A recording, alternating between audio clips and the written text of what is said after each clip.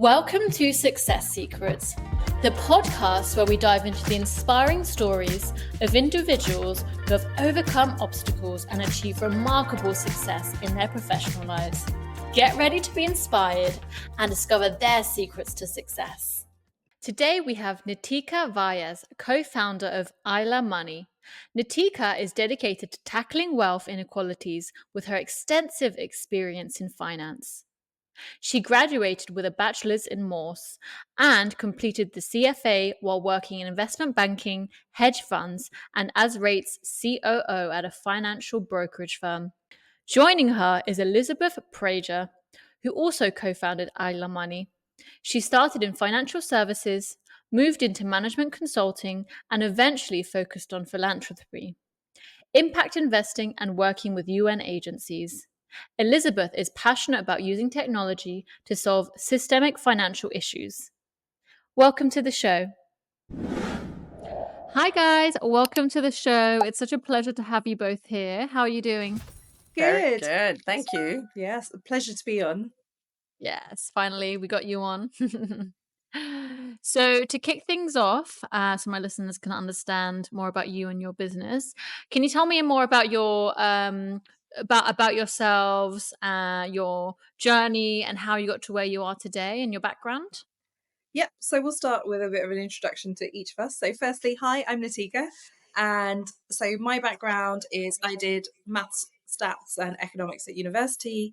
And then I went into banking, so a graduate program at a big investment bank where I stayed for 7 years and then moved into the hedge fund space. A bit of background before that is I came from a lower income background. And so, actually, going into finance, it opened my world to a different world of wealth and finance, which I hadn't really known before.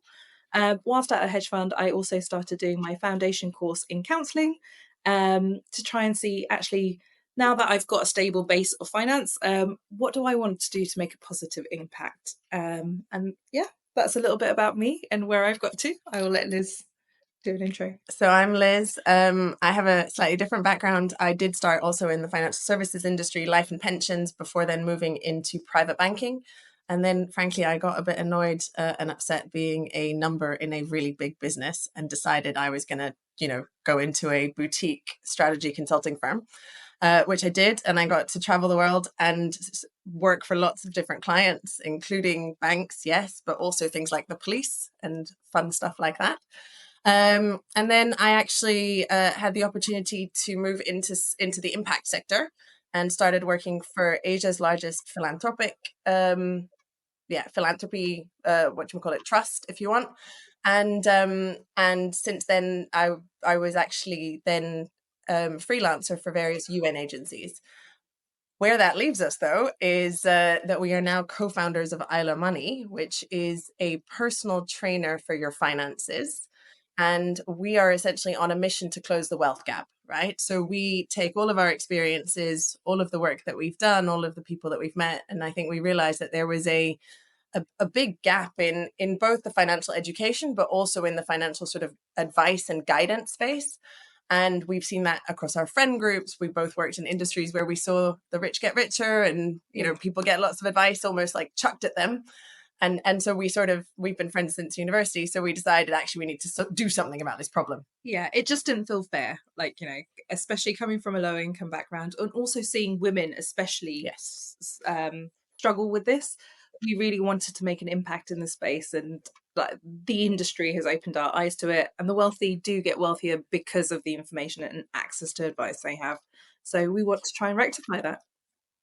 Amazing. So, for your startup, who are you mainly targeting? Tell me more about Aila Money. What is it that you guys do, and what is your unique selling proposition that you're trying to build there? So there's a couple of questions in that. I think we start with who are we trying to target and what problem are we trying to solve?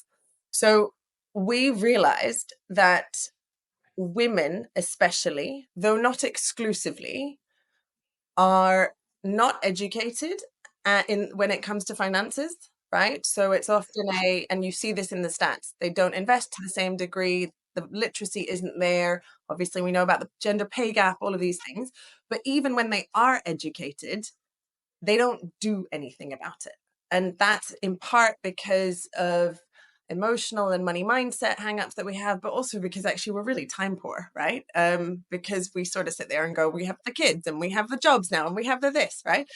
And so we really want to combine an education and guidance piece together in one, and that is an app, a digital solution that pulls in your data, right, from open banking, open finance. So that means we understand what your transactions are, we understand what your investments are, and then we help you also calculate your goals in life, right? So what is it you're trying to achieve? I want a family with 3 kids, I want a home, I want to retire early, etc. And we essentially help you get from here to here. And our unique selling point in that is that we leverage the data, but we also use behavioral science, right, to really prompt that behavior change in a lasting way. So in short, we want to be the personal trainer for your finances that is there in your pockets at all times to help people feel confident and comfortable when it comes to their finances. I love that. And I think that's so important as well, because even for me and for the younger generation, like people in their 20s, for example, I know a lot of women that that don't have their finances together, and they struggle on that front as well because they don't have the access, Yeah. the advice and the expertise around them to gain that knowledge to help them plan for their future. So I think that's a really great business model, and it's great to see that you've obviously spotted a gap in the market there, and I think it's great that you're going to be able to help women plan for their futures. I think that's so important. Thank you. Yeah. And, it is something that's known in the UK and across Europe and the world. Finances just aren't taught well enough at school. So we want to make sure that is there, but in a personalized way. So the intention action gap is really kind of worked on. Education itself is not enough. Yeah, absolutely. I agree. So for example, a woman that's looking to get their finances in order, what are the 3, 4 advices that you could give to them, like based on your expertise that would help them? Yep. So there are kind of almost a few different areas to look at. So we want to start by taking a step back and saying, everyone's like, look at your finances, sort out your finances, but actually take a step back and say, one, what are your life goals? What are you trying to achieve first? Let's frame it. Like with manifestation of everything, what is your why? So firstly, think about your life goals and the timeframes for that. Then look at your current situation. So, where are you? How realistic is it to get to those life goals with your current trajectory? And what do we need to do now to help change that? And then 3, and we kind of say this is now no longer a luxury. Everyone has to be able to invest in order to make most of their life goals. Just with the cost of living crisis and actually how long people are living, our lifestyles, retirement especially, you have to be able to be comfortable investing, and we all are in terms of our pension. So it's getting yourself comfortable with that at an early age, so you can help make your life goals happen. But all of this seems really scary. And so, the first step, like 1, look at your life goals. What would you like to do? 2, look at your now. What are you doing to help get you to those life goals? And 3, how do you make your money work for you more efficiently? So is that the investing? Is that looking at the right products that will help you get there? Mhm. It looks scary, and for a lot of people it is, but that's why Isla is here. We want to Correct. help make those things easier. Yeah, I love that. And I love that you mentioned that it is scary, because I have friends that are around my age, around like mid to late 20s, and none of them, well, a lot of them aren't investing right now. And a lot of them would say that it's what men would usually do. And for them, it's not really a priority, and they'd rather keep it in their bank because they don't really understand Yeah. the importance of it and how to structure it. It's just in a different world to them. Like, for example, obviously we work in finance, so we know, but for someone that's coming in from a background of fashion or marketing or other areas, for them it's like alien language. Absolutely. I can only concur, honestly. We spoke to hundreds and we speak regularly to, not just women. Again, I think we seem to make this a only female problem. It is not only a woman's problem, right? The industry has done a really poor job, right? That's a bit harsh.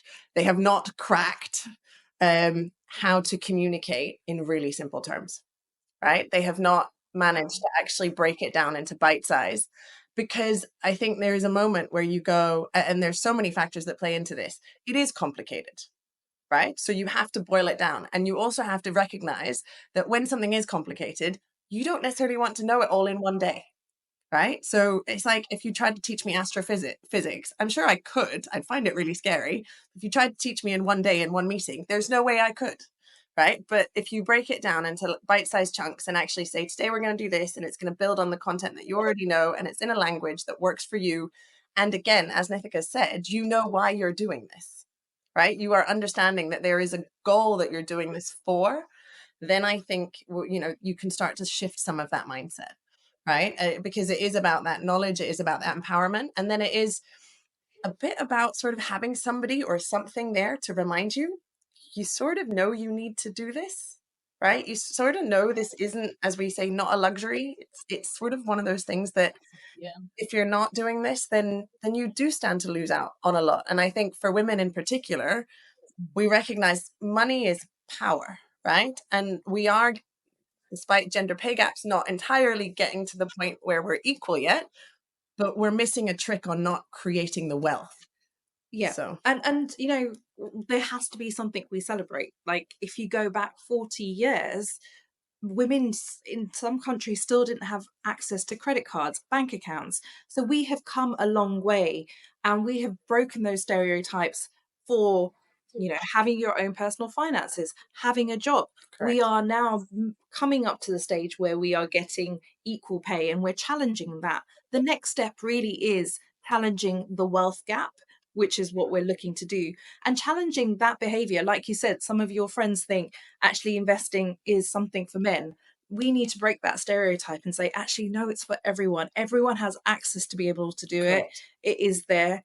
And that is the next step that we are trying to push along and be the catalyst for. And another stereotype is that investing is only for wealthy individuals who have a lot of money.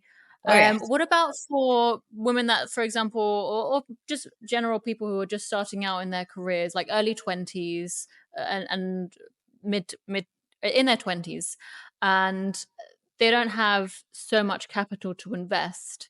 They only have, I don't know, like £200. Would that still apply to them? Of course. You can do it from as little as £5 a month. 1 or 2 even. Yeah. You now have, luckily, some of the barriers of entry have come down. So you can put into your ISA as little as £5 a month.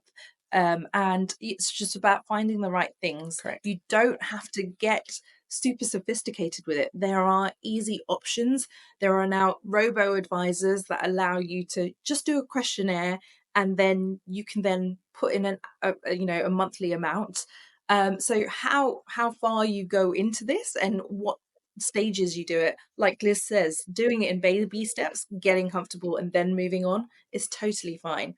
But you can start small, really small. It's actually how you probably should start, right? So, I mean, Lizelle, let me ask you a question. Has there been anything that you've done ever in your life that you were a bit scared of? And I don't mean... Oh, absolutely. Yeah. So Yeah. started a skill, right? So let's assume that might be, I'm just going to put it out, maybe it's diving, right? The first time you dived, you didn't go down to 30 meters. You did it in a swimming pool. Yeah. I'm Yeah, I've done my diving certificate, so I know what you mean. right? You start It was scary, yeah. the instructor, and it's a bit scary because you have to get used to it. You're probably out there in the water now at 30 meters and, with the sharks kind of thing, right? That's because you're whatever, 50th, 100th dive. That's the same with investing. It's the same with everything related to finance. Start small, right? You can do it from as little as £1. The earlier you start, the better it is. There's this thing, which again is sometimes a bit sort of convoluted. It's called compound interest. The right? sixth wonder of the world, we could say. The sixth wonder of the world. There you go. But essentially, it means that the longer the time horizon that you have in your investments, the more the more your money will grow on top of not just what you've put in, but also essentially the gains that it's making along the way, right?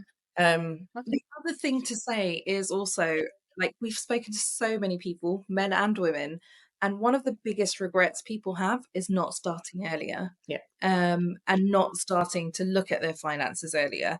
So I think using that in mind is actually just getting people to start in their 20s with anything. And also being smart about it. So there are products. And again, going back to the life goals, if you are early 20s, maybe the first thing you're looking to do is buy a house. Now, if that's the case, there are specific products, especially in the UK, that help you do that. So start with those products and investing through those products. LISA is one of those examples. Yeah, and I completely agree with the compound effect that the earlier you start, over the years, it's going to keep growing and growing. And then that money that you make from the investment is going to start generating more. And it just keeps, it's a recycling stage. So yeah, Correct. it's the best time to start is now, basically. Yeah. So building a startup requires navigating uncertainty and taking calculated risks. Can you share a pivotal moment or decision in your entrepreneurial journey and how it's impacted the direction of your venture? Yeah, so I think for one thing that we did, and this is learning, like, as this is our first startup venture, so we are learning as we go. We very naively sat down at the beginning of our journey and said, here's the issue. We did lots of research, we interviewed lots of people, and then we built a Figma prototype, which we went slightly overboard on, and had 50 people in a room test it for us. They all went, this is brilliant, we really like it, here's some things you can improve. And then somebody in tech said, you've built a 5-year roadmap. This is not an MVP. This is a 5-year tech build out, right? At which point we naively were like, no, it's fine. We were totally just going to go build an app. And I think the pivotal moment for us was that we started going down that line. We started talking to people who might be able to help us. We started talking about resources. And then we actually had some conversations with people who've been on this journey and also potential investors. And they just said, actually, don't build. Right? You have not cracked your USP, your value proposition, what people say versus what people do, not exactly the same thing, etc. So low code, no code. Like, genuinely be as scrappy as you can, right? Don't spend any money and go. So we put together a prototype that is a questionnaire and then WhatsApp messages, right? We now can very proudly say that we have over 150 people on that WhatsApp journey. We have had people start investing off the back of it, start auto investing off the back of it, change their spending behaviors off the back of it to save a couple of £100 a year, right? And we've got people paying for it. And this puts us in a much stronger position, again, feedback now from investors that we're talking to actually say, hey, you've proved value, right? You took something, it's pretty scrappy, right? It's sort of the ugly version of your baby. But you've proved that there's value and people are willing to pay for it and there is a need for it, right? So I think that for me was probably one of the most pivotal moments. Should we build the product or should we build the glued together, And then part of your question of the risk, and that for us felt like a risk. Like, what is the risk we're taking here? Do we go all in or do this? And the risk at that point is, are we starting too small? Is this going to look like our end product? So that felt like a big risk. Other big risk is actually giving up my job, which felt like a pivotal. Oh, wow. Yeah. So coming out of finance fully and going fully into that. But again, with the comfort and knowledge of, yes, I've got my finances in order, I can sustain myself. I've got a runway to allow me to take a risk. So it felt very much like a calculated risk. Exciting. Yeah, very interesting that you said that because I remember when I first quit my job in corporate, it was very daunting. I had about 3-4 months of savings to sustain.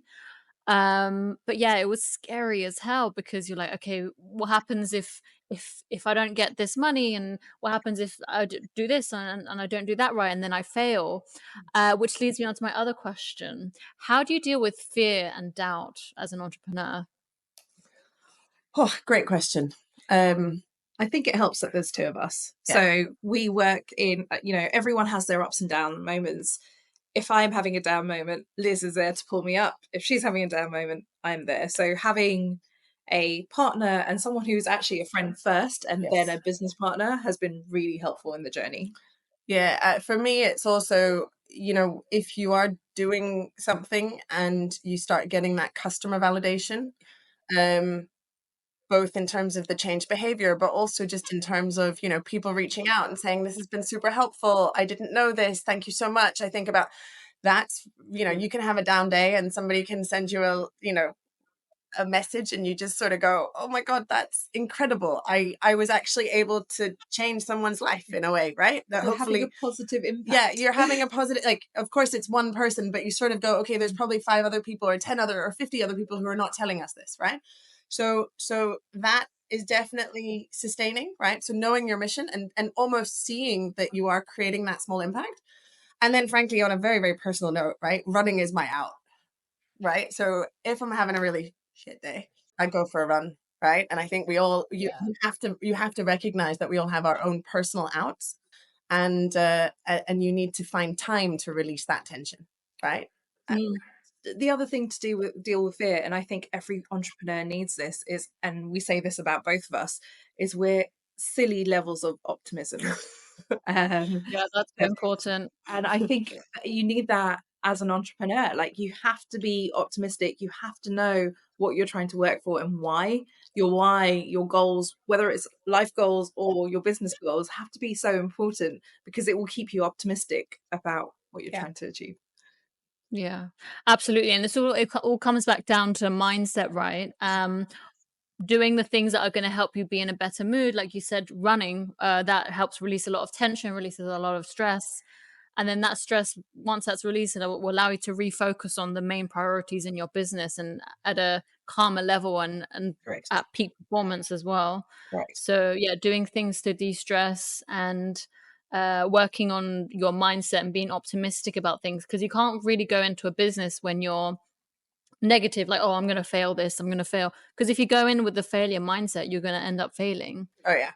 I think we actually had somebody come talk to us. We're part of an incubator, and she was an executive coach, and she had some stat about how many startups fail because of the mental health of the founder or the founding team. And for me, that was a really stark sort of reminder to sometimes go, you know what, we're self-imposing our own deadlines here, right? And it's okay if some of these things happen tomorrow. Yeah, Um, so true. so it's almost like protect that time for yourself as well, to make sure that you can take that risk, to make sure that you can deal with that fear, to make sure that you are able to deal with the uncertainty which inevitably comes. For sure, for sure. And what would you say is the hardest part about being an entrepreneur? I'll let you answer that one first. There is just no template. I think a lot of people go through life like, you go from school, and there is a path of either going to work or going to university. You come out of university, graduate programs, you go into there, you're climbing a corporate ladder. The path is set out. I think the entrepreneur life is just, there is no path. Every day we are learning something else.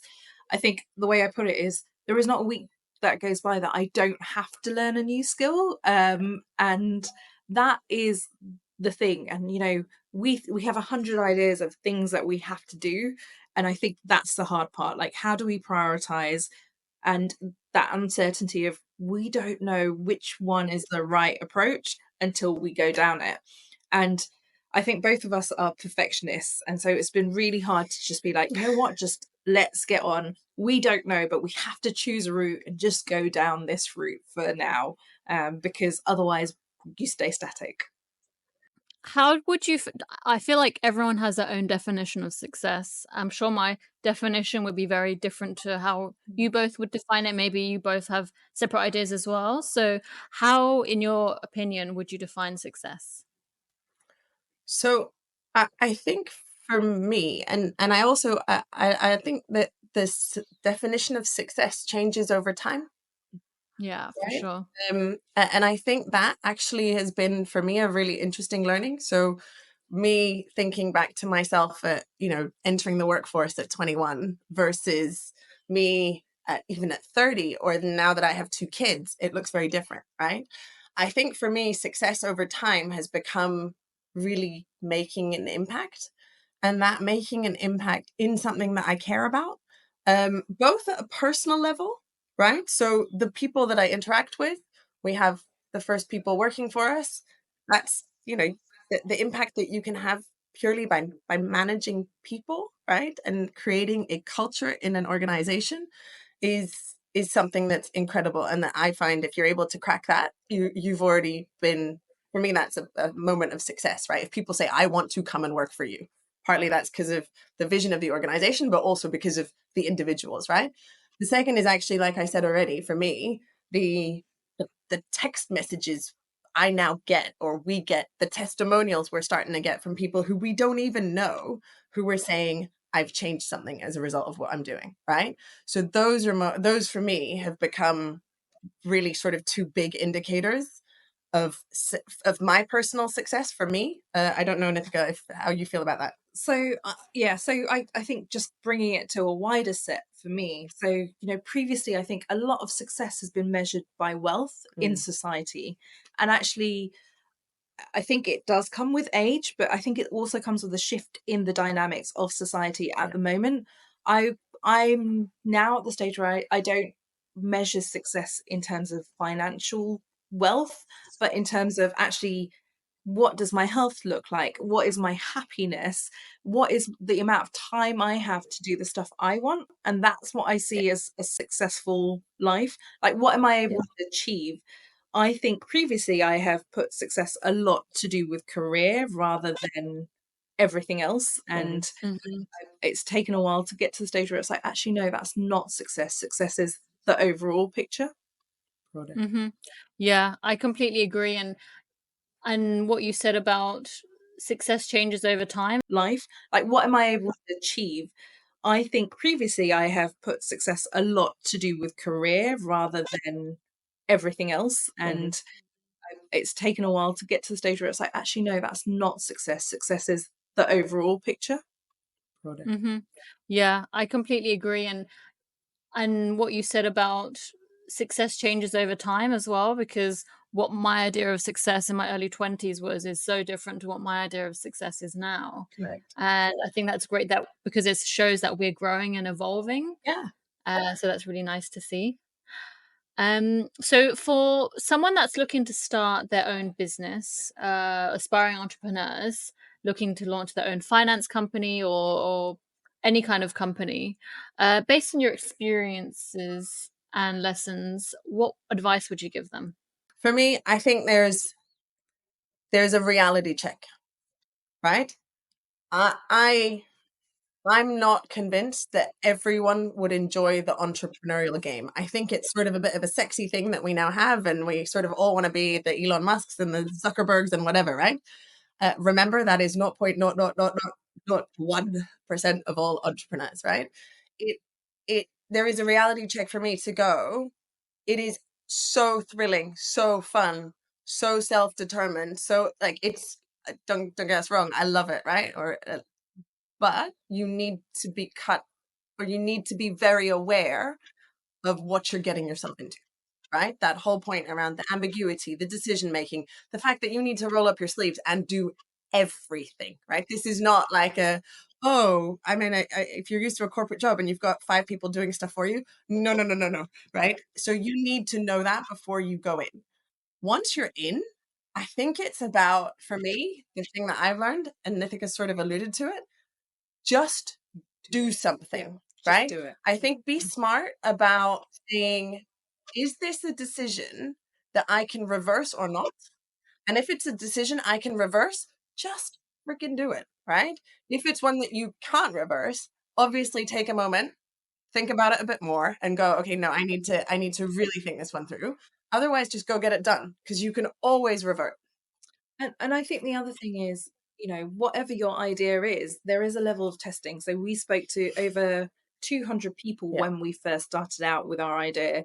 And at every point of the way, we have been getting feedback, and you pivot based on what you hear customers want. Your first idea doesn't necessarily always end up being what works. And it's just about listening and not getting too attached and too in love with your original idea, but actually listening to what other people need. Yeah, I love that. And I love your point as well about listening to the needs of your customers and clients, because when I first started, I had a totally different business model. And then after attending industry events and speaking to people, I realized that there was a gap in the market for something else. And that's when I pivoted into Capitalize. And obviously that's grown way more quicker and faster than the other company did. So important to listen to the needs of your customers and go and shape that product around their needs and what they need. That's how you're going to build success as well. We're just coming to the last couple of questions. What legacy do you hope to leave behind as an entrepreneurial leader in the finance industry? And what future goals do you aspire to achieve with your company? So in terms of legacy, I think one that we both share is we really want to help tackle the gender wealth equality. And for me, it's just more generically the wealth inequalities. So across everything, not just females, but socio classes as well, to make sure everyone has access to information. Longer term, that looks like making sure people are more confident and comfortable with their finances, so that it doesn't have the impact on people's mental health that it currently is. Yeah, so I think that from a vision, what goals do we have for our company? I think, short term, we are building an app. So we want to move our scrappy, dirty MVP into something that is way more professional, right? Which also then says, the next sort of obvious milestone there is to scale that, right? And then to seek investment. So those are sort of some of the ticking the boxes short-term goals. I think that even the vision, sort of what you hope to change, that's our guiding light. So can I tell you exactly, we're going to want to enter this market and we're going to want to be a whatever FTSE 100 or what. I'd love to have those. I'd love to say that, but I think as long as it goes back to we are making a dent in the wealth gap, any goal that gets us there or any goal that is aligned to that mission, we will do our very best to nail it. Okay, and on to my last question. If you could go back in time to your younger self at 21 and tell them anything, what would you tell them? You first. Okay. So I think I would say be more punchy, and I think this comes from me as a woman in finance, and maybe also because of my background. I was probably more apologetic, a little bit more waiting to say, actually, if I did a good job, people would recognize, rather than go and ask for what I want and what I thought I deserved. And some of it, studies do show this is a female trait, but I definitely was that person. And I think I'd go back to say, hey, no, put yourself out there and ask for the help, ask for the advice, and get people bought in to what you want to try and achieve. Because so many people are willing to help.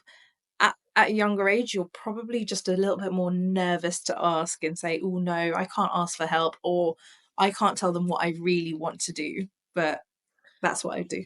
I think for me, I am possibly one of the most impatient people in the world, right? My friends will definitely attest to that, as would probably my children. So this is advice I would give to my 21-year-old self. It is probably advice that I should be giving to myself every day. Help with that. But it is a be patient, have fun, enjoy the journey. If you do good things will come. And I don't just mean good things, but I mean like things like your network will grow. The opportunity, if you are doing kick-ass work, the opportunities will come. Sure, you should ask for them on the way, but you also can't go in going, I expect, right? And I think for me, it's been such an interesting journey, even in the last, year with Aila, I was saying yesterday at dinner, it feels like a snowflake fell on the right place on the mountain. And then the snowflake became 2 snowflakes. And then it's 3, and then it's 5, and then it's, and now that snowball, we can sort of start to see how it's starting to roll, right? Because it's getting bigger every day. And you can't expect that on day one. You want it, right? And you're impatient, but it's almost like enjoy the journey that's going to get you there. If you're making the right decisions, and if you're playing a good game, right? Producing quality work, being a good person, it will come.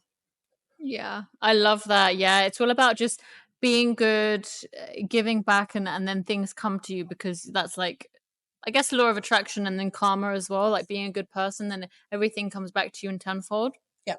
That's great to know. Okay, amazing. And we're just ending the podcast, but I wanted to end with a couple of quick fun fire questions. Go ahead. Favorite book? Ooh. For me, that's a book called Shantaram by Gregory. Shantaram. I love that book. Yeah, have you watched the series? I haven't watched the series yet, and it actually took me a long time to read that book. That book traveled to 3 different mountains with me. So my version is very like traveled, but it had so many amazing quotes in which I still kind of hold true to now. I think for me, a fiction book is The Reluctant Fundamentalist. Just because at the very end you're left and you have no resolution. So it's a book that stays, right? Yeah. Non-fiction, it's probably got to be one of Malcolm Gladwell's. There's so many. Blink, Tipping Point, etc. I do that as well. Amazing. Favorite quote? For me, it's Albert Einstein. You don't fail until you've stopped trying, and I think that's true in life. I love that. I love that. Yeah, that's a great quote. So I never remember my quote, but it's it's the one where it says, "Give me the intelligence to know the things that I can change, the courage to change those that I can, and the serenity to know when I can't change something." That moment of being able to say it is outside of my circle of influence. I cannot. Oh yeah, I love that. I cannot do anything about this right now. Yet I am spending so much brain time, heart time, whatever, on something. Let it go. If you can change it, go fix it. But be smart enough to know when actually this is not something that you can change. Right? Love that. That's so good. So good. Yeah. Amazing. Well, once again, thank you for joining, ladies. It's a pleasure having you on the show. And I know my listeners will be very inspired about your journey, and I'm sure they'll take a lot of words of wisdom. And yeah, I can't wait to share it with them. Absolutely. Thank you. Thank you. See you. Thank you. Bye.